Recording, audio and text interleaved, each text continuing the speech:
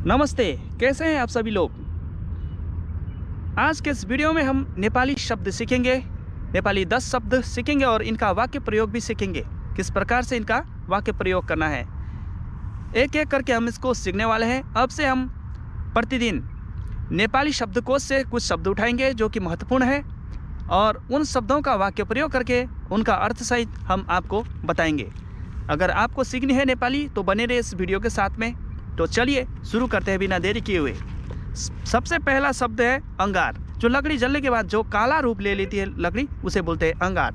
अब अंगार का वाक्य प्रयोग करते हैं, यानी कि अंगार को आप हिंदी में कोयला भी बोल सकते हैं। इसका हम वाक्य प्रयोग करेंगे, दाउरा बालेपछि अंगार त हुन्छ नहीं।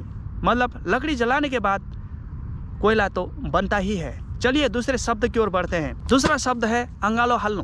अंगालो हाल्नु का मतलब होता है कि गले मिलना, किसी को गले लगाना।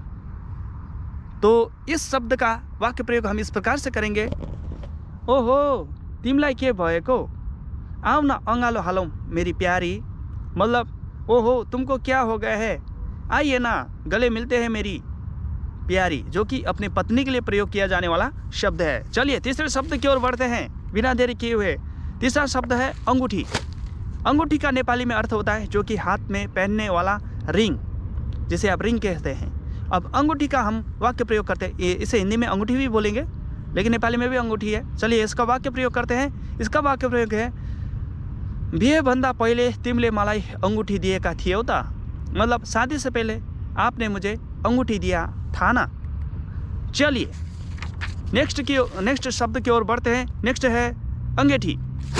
अंगेठी का अर्थ होता है अंगेठी, जो हिंदी में भी इसे अंगेठी बोलते हैं। कुछ ऐसा बर्तन, लोहे का कुछ ऐसा बर्तन जिसके ऊपर सर्दी के मौसम में आग जलाकर अंदर कमरे के अंदर लेकर आया जाता है, जिसके ऊपर आग जलाने वाला बर्तन, इसे अंगेठी बोलते हैं नेपाली में। अंगेठी का वाक्य प्रयोग करते हैं, कान्छी मलाई जाडो लागिरहेको छ, प्लिज अंगेठी बालेर ल्याइदेऊ न।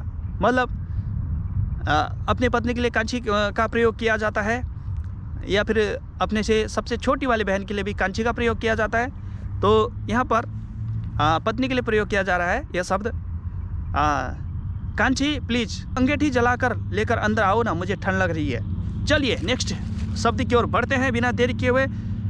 अचेट्नु। नेक्स्ट शब्द है अचेट्नु। अचेट्नु का मतलब होता है दबाना, किसी को किसी कार्य के लिए दबाना। जैसे कोई बलपूर्वक किसी को दबाया जाता है, किसी समाज को दबाया जाता है, या फिर किसी वस्तु को दबाना। वाक्य प्रयोग तो धेरै नअचेट है अंडा फुटला, मतलब ज़्यादा मत दबाओ अंडा फूट जाएगा। तो चलिए नेक्स्ट शब्द की ओर बढ़ते हैं। नेक्स्ट शब्द है अंजुली। अंजुली का अर्थ है दोनों हाथों को एक दूसरे से चिपका कर उसमें जल भरना।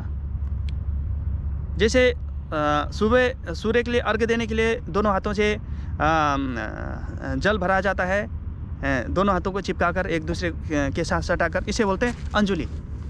अब चलिए इसका वाक्य प्रयोग करते हैं, तिमीसँग भाँडा छैन भने अंजुलीबाट पानी पियो ना।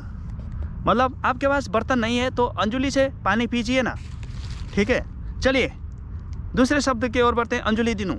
अंजुली दिनु का अर्थ होता है किसी मृत्यु संस्कार, किसी मृत व्यक्ति के मृत्यु संस्कार में इसी प्रकार अंजुली में तिल, जौ और कुछ को उसे समर्पण किया जाता है, उसे बोलते हैं अंजुली दिनु।